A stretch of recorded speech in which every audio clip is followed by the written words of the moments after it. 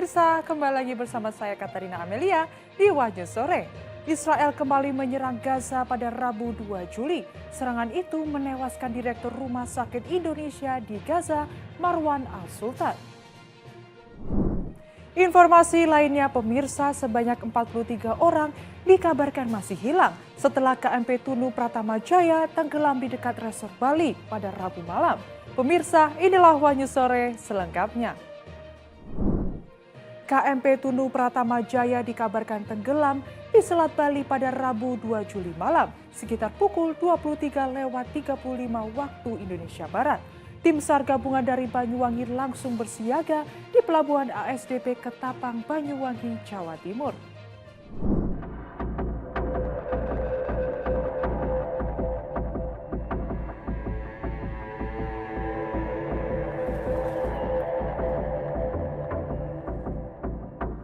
KMP Tunu Pratama Jaya dikabarkan tenggelam di Selat Bali, Rabu 2 Juli 2025 malam sekitar pukul 23.35 waktu Indonesia bagian Barat. Tim SAR gabungan dari Banyuwangi langsung bersiaga di Pelabuhan ASDP Ketapang, Banyuwangi, Jawa Timur.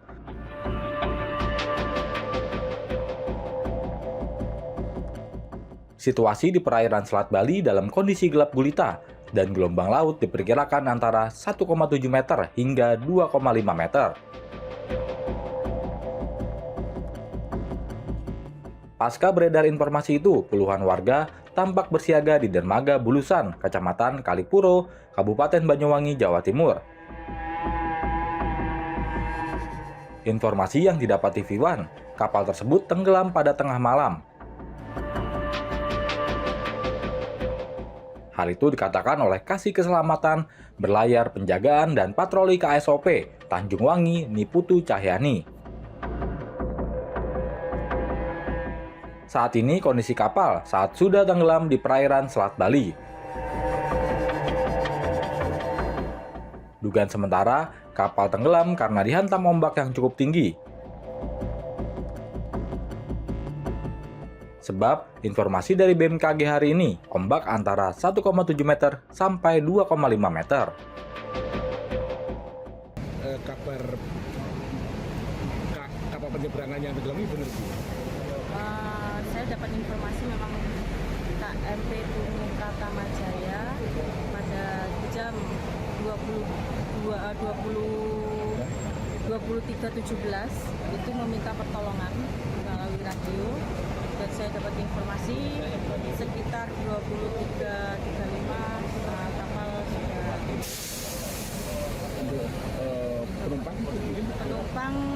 penumpang ada total 53, kendaraan 23. Itu termasuk kru gitu?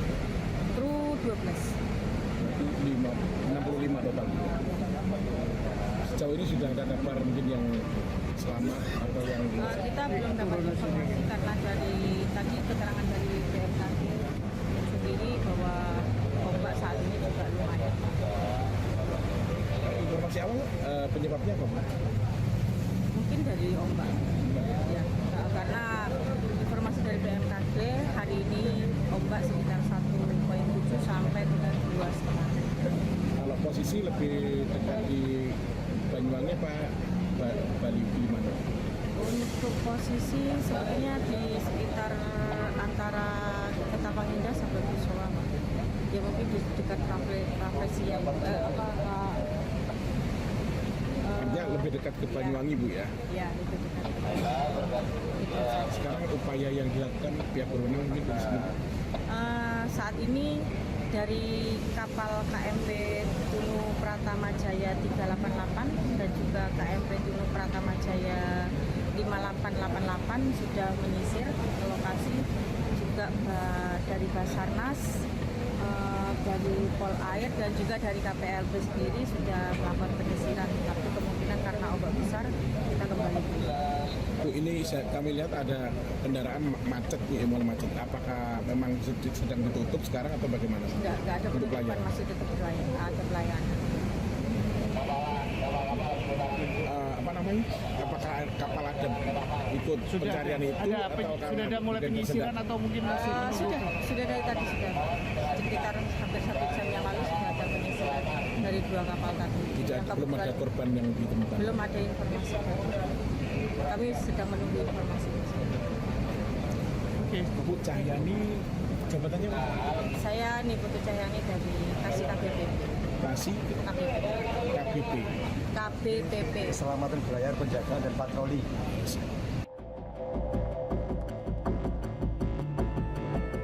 Data yang dimiliki pihak berwenang, kapal tersebut mengangkut 53 penumpang dan 12 kru. Artinya terdapat 65 orang di dalam kapal tersebut dengan jumlah kendaraan 22 unit. Cahyani menjelaskan, lokasi kapal tenggelam berada di perairan antara Banyuwangi dan Bali, yang lebih dekat di Banyuwangi. Saat ini proses pencarian kapal telah berlangsung, mulai dari kapal KMP Tunu Pratama Jaya 388 dan 588 sudah menyisir ke lokasi, juga dari Basarnas, Polairut, KSOP.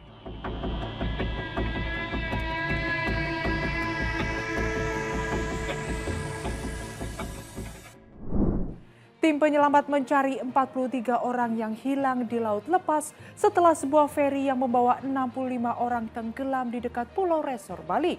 Diketahui KMP Tunu Pratama Jaya tenggelam hampir setengah jam setelah meninggalkan pelabuhan Ketapang, Jawa Timur pada Rabu malam.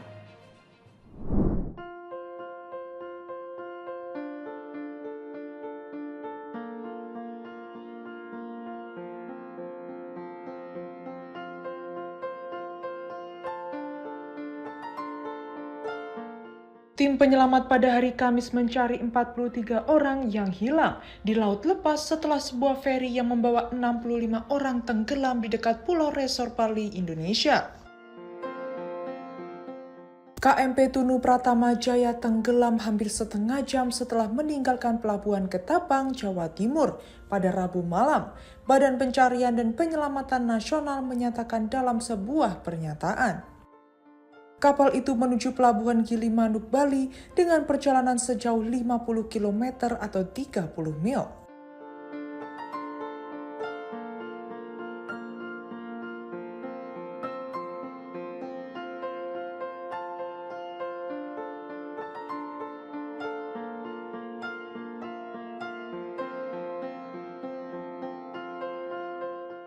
Kapal feri itu membawa 53 penumpang, 12 awak kapal, dan 22 kendaraan, termasuk 14 truk katanya.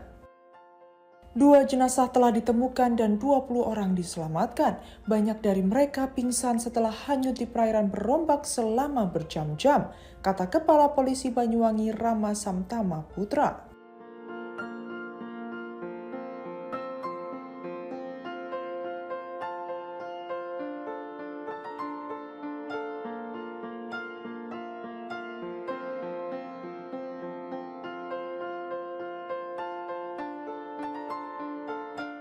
Sembilan kapal termasuk 2 kapal tunda dan 2 perahu karet telah mencari orang-orang yang hilang sejak Rabu malam, berjuang melawan gelombang setinggi 2 meter atau 6,5 kaki dalam kegelapan malam.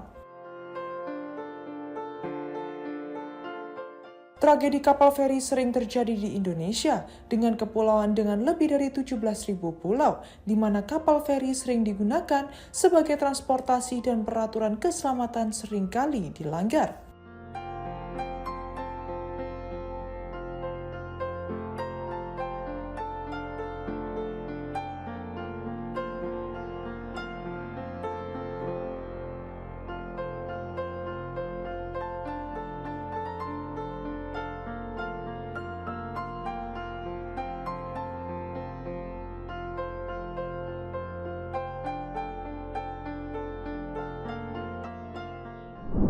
Israel membunuh Direktur Rumah Sakit Indonesia di Gaza, Marwan Al-Sultan, dalam serangan yang menargetkan kota Gaza pada Rabu 2 Juli.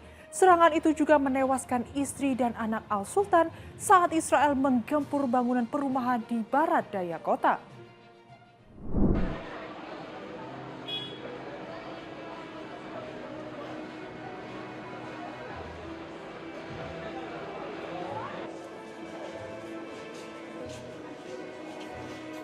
Israel membunuh Direktur Rumah Sakit Indonesia di Gaza, Marwan Al-Sultan, dalam serangan yang menargetkan kota Gaza pada Rabu 2 Juli.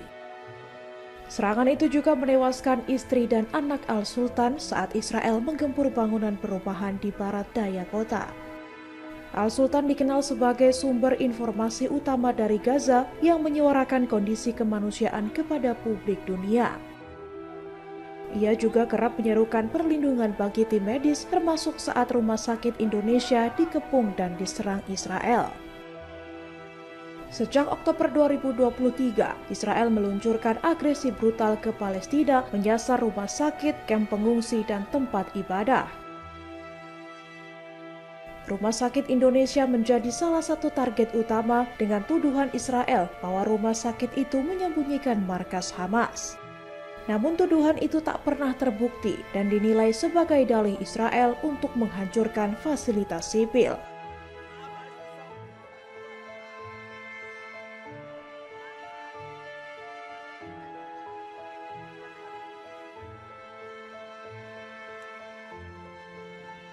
Serangan ke Rumah Sakit Indonesia sebelumnya telah dikecam komunitas internasional karena melanggar hukum kemanusiaan.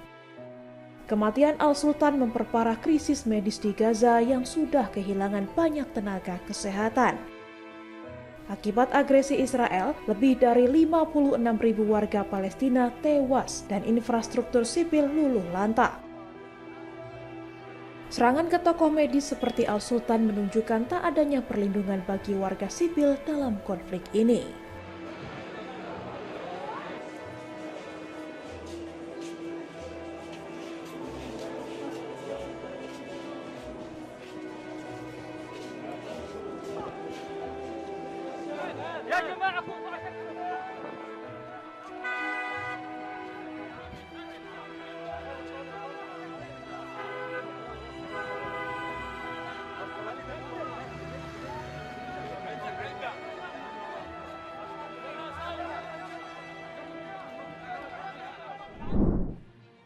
Presiden Amerika Serikat Donald Trump mengancam akan menangkap calon wali kota New York, Zohran Mamdani, jika menang dalam pemilu pada November mendatang. Ancaman ini muncul usai Mamdani meraih kemenangan mengejutkan di pemilihan pendahuluan dan dikenal vokal soal isu hak imigran. This was a big one, wasn't it? I had Texas Instruments come in the other day, big company. And he said, we're putting in $60 billion. Presiden Amerika Serikat Donald Trump mengancam akan menangkap calon wali kota New York City, Zohran Mamdani.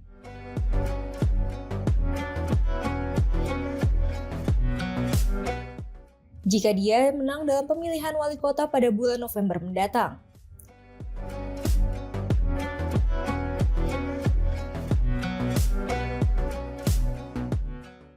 Ancaman tersebut disampaikan pada Selasa 1 Juli saat berbicara di meja bundar imigrasi di fasilitas penahanan baru Florida. Dia mengklaim bahwa Mamdani masuk ke Amerika Serikat secara ilegal dan menyuarakan dukungannya untuk wali kota New York City, Eric Adams, yang maju kembali.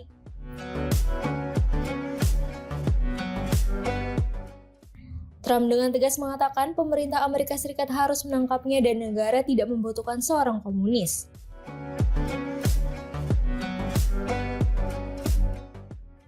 Ancaman penangkapan hingga deportasi dilakukan bila Mamdani menentang kebijakan imigrasi.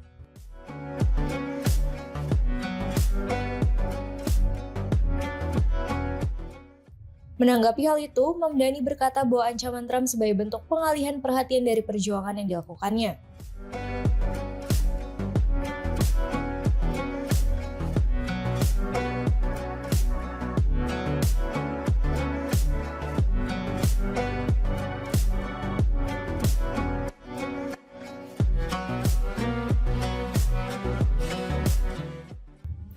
Ia mengatakan, saya berjuang untuk rakyat pekerja, mereka yang terusir dari kota ini karena biaya hidup yang mahal.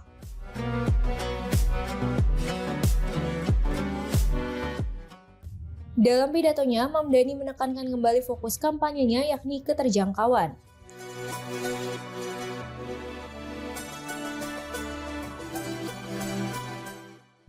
Pada Selasa 1 Juli, Komisi Pemilihan New York secara resmi mengumumkan kemenangan mengejutkan Mamdani dalam pemilihan pendahuluan. Ia meraih 56% suara di putaran ketiga sistem ranked choice voting, mengalahkan sejumlah kandidat lainnya.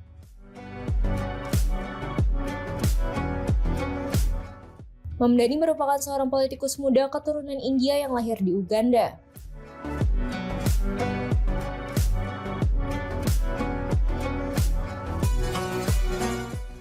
Bila dirinya menang pada pemilihan wali kota New York pada November mendatang, Zohran Mamdani akan menjadi wali kota muslim pertama dalam sejarah kota.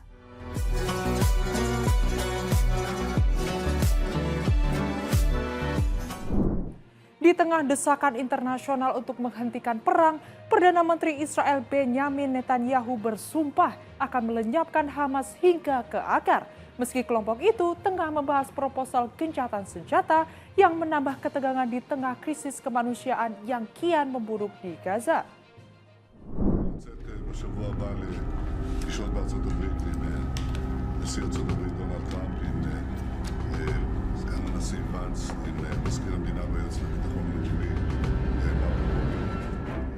Perdana Menteri Israel Benyamin Netanyahu menegaskan bahwa pemerintahannya akan menghancurkan Hamas hingga tuntas, meskipun kelompok militan Palestina itu sedang membahas proposal gencatan senjata baru yang diajukan oleh mediator.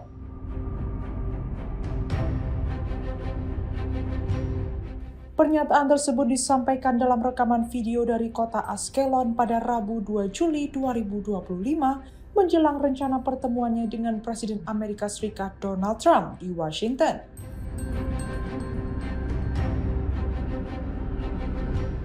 Netanyahu belum memberikan tanggapan resmi terhadap pernyataan Trump yang menyebut Israel telah menyetujui gencatan senjata selama 60 hari di Gaza.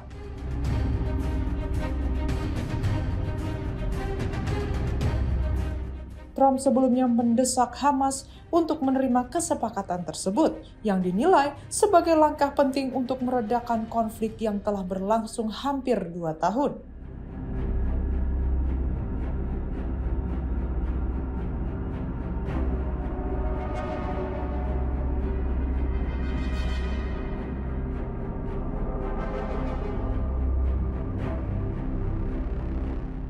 Sementara itu, situasi kemanusiaan di jalur Gaza semakin memburuk.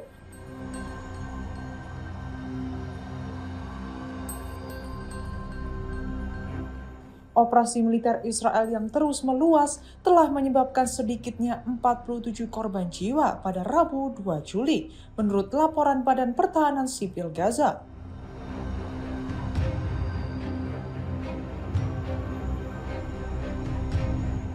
Salah satu korban adalah Marwan Al-Sultan, Direktur Rumah Sakit Indonesia di Gaza Utara.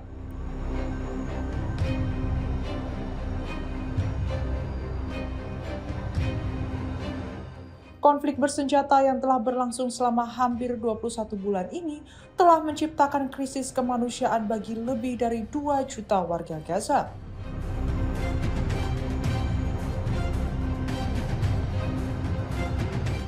Tekanan internasional terhadap kedua pihak pun terus meningkat, seiring dengan makin banyaknya korban sipil dan kerusakan infrastruktur di wilayah tersebut.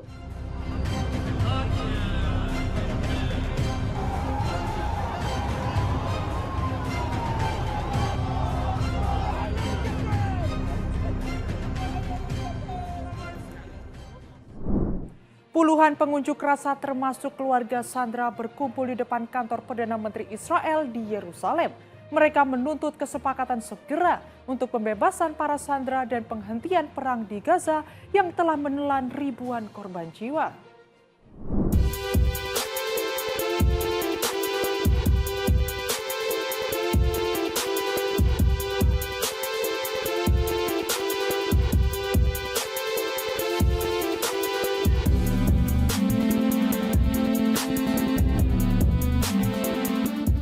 Puluhan pengunjuk rasa termasuk keluarga Sandra menggelar aksi di depan kantor Perdana Menteri Israel di Yerusalem, menuntut kesepakatan untuk pembebasan para sandera dan mengakhiri perang di Gaza.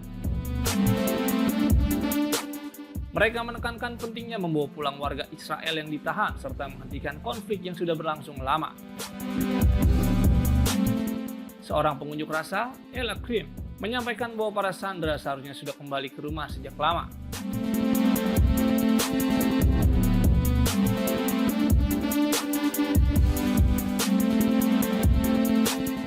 Sementara Yosef Gal, yang tidak memiliki keluarga terdampak, menunjukkan dukungan moral kepada keluarga sandera. Gal merasa kewajiban sebagai warga Israel untuk mendukung mereka yang terdampak.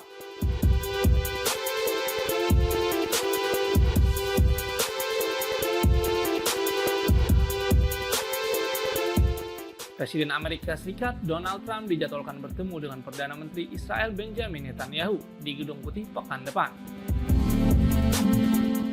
guna mempercepat negosiasi gencatan senjata dan kesepakatan pembebasan sandera.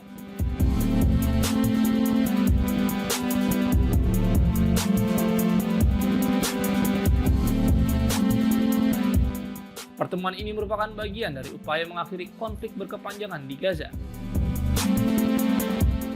Data dari Kementerian Kesehatan Gaza mencatat lebih dari 56.000 korban jiwa, termasuk banyak perempuan dan anak-anak, akibat perang yang bermula dari serangan Hamas pada Oktober 2023. Serangan tersebut juga menyebabkan penculikan ratusan sandera yang sebagian besar masih dalam tahanan hingga kini.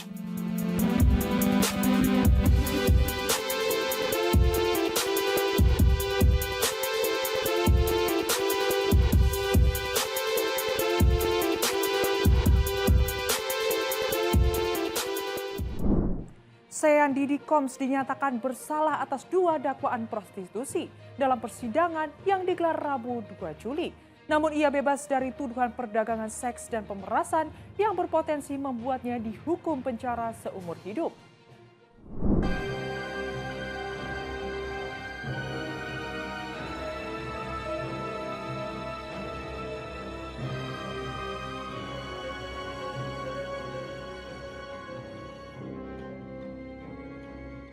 Sean Diddy Combs dinyatakan bersalah atas kasus prostitusi oleh juru pengadilan, tetapi dinyatakan bebas dari 2 dakwaan yang lebih berat, yakni pemerasan dan perdagangan seks. Setelah melalui proses musyawarah selama 13 jam, pada Rabu 2 Juli, juri memutuskan bahwa Combs terbukti bersalah atas 2 dakwaan terkait prostitusi yang masing-masing memiliki ancaman hukuman hingga 10 tahun penjara.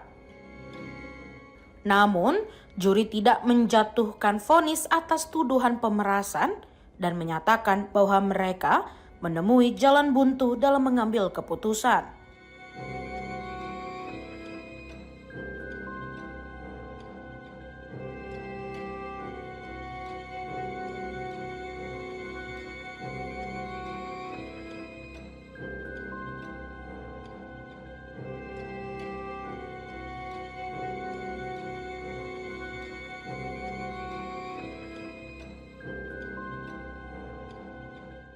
Combs juga dibebaskan dari tuduhan sebagai pimpinan organisasi kriminal yang disebut jaksa telah menjalankan kejahatan terorganisir selama puluhan tahun dengan melibatkan staf dan pengawal pribadinya. Dalam dakwaan perdagangan seks, Combs dituduh mengeksploitasi 2 wanita, yakni Casey Ventura dan seorang perempuan yang bersaksi dengan nama samaran Jane. Keduanya mengaku mengalami pelecehan, intimidasi, dan dipaksa melakukan hubungan seksual secara brutal serta berulang dengan pria bayaran yang sebagian diantaranya didokumentasikan.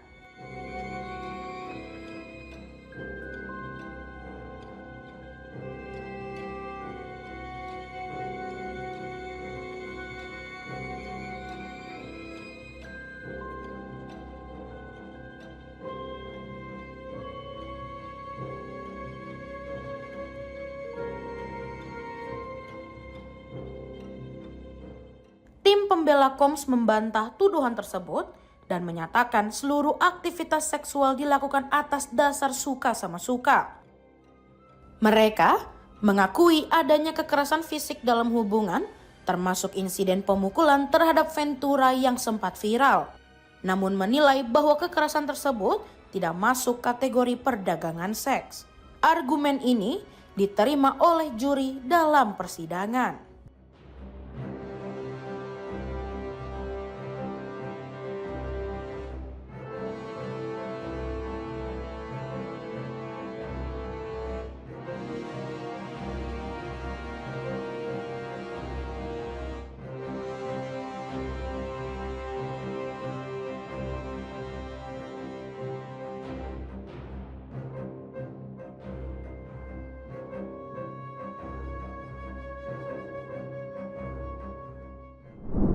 Timnas Iran dipastikan tetap tampil di Piala Dunia 2026 meski negaranya termasuk dalam daftar travel ban Presiden Amerika Serikat Donald Trump. Pengecualian khusus bagi atlet membuat Iran sah berlaga di turnamen yang digelar di Amerika Serikat, Kanada, dan Meksiko.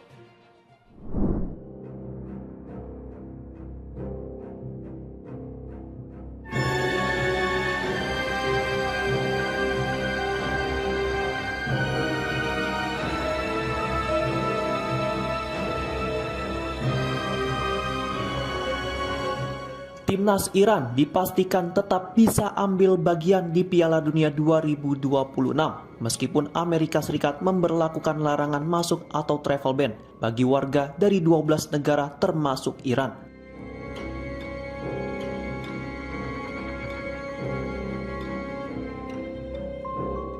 Larangan tersebut diumumkan Presiden Amerika Serikat Donald Trump dan mulai berlaku.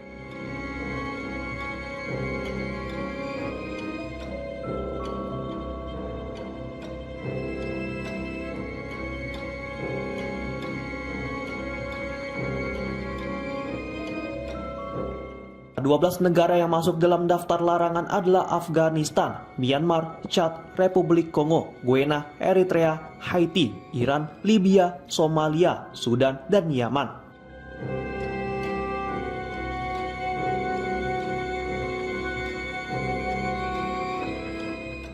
Larangan ini merupakan kebijakan lanjutan dari instruksi Trump sejak hari pertama menjabat dengan alasan keamanan nasional dan penilaian bahwa negara-negara tersebut dianggap menyebarkan ideologi kebencian atau menyalahgunakan sistem imigrasi Amerika Serikat.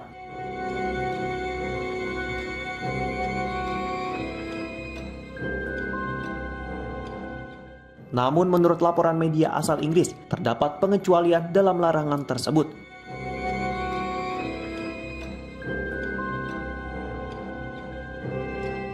Pada bagian 4 dari surat keputusan resmi, disebutkan bahwa atlet, pelatih, dan pihak yang terlibat dalam ajang olahraga internasional, termasuk Piala Dunia, tidak termasuk dalam cakupan larangan tersebut.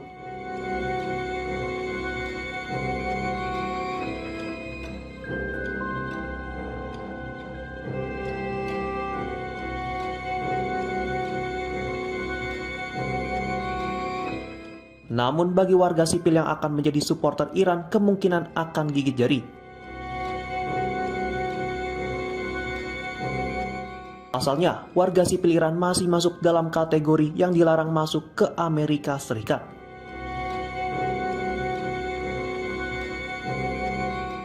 Hingga kini, baik FIFA maupun AFC belum memberikan keterangan maupun keputusan resmi terkait masalah ini.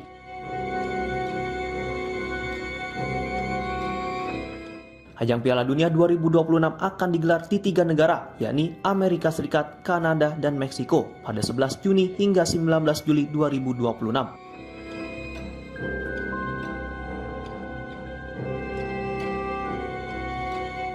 Diketahui, Iran sendiri menjadi negara Asia kedua yang lolos ke Piala Dunia 2026 setelah Jepang. Kepastian ini didapat usai mereka bermain imbang 0-0 melawan Uzbekistan pada babak ketiga kualifikasi Piala Dunia 2026 Maret lalu.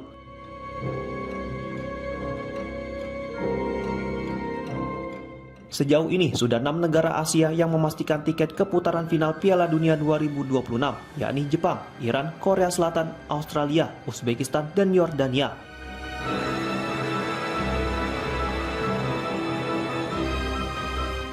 Masih tersisa 2 slot yang akan diperebutkan oleh 6 tim yang lolos ke ronde keempat kualifikasi Piala Dunia 2026 zona Asia.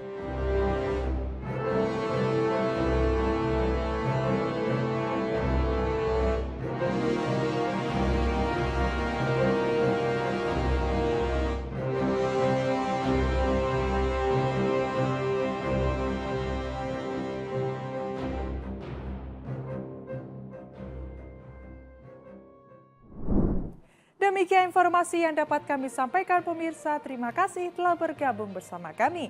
Saya Katarina Amelia dan seluruh tim yang bertugas mengucapkan sampai jumpa di Wanyus sore berikutnya. Setiap hari pukul 7 malam hanya di kanal YouTube TV Wanyus.com.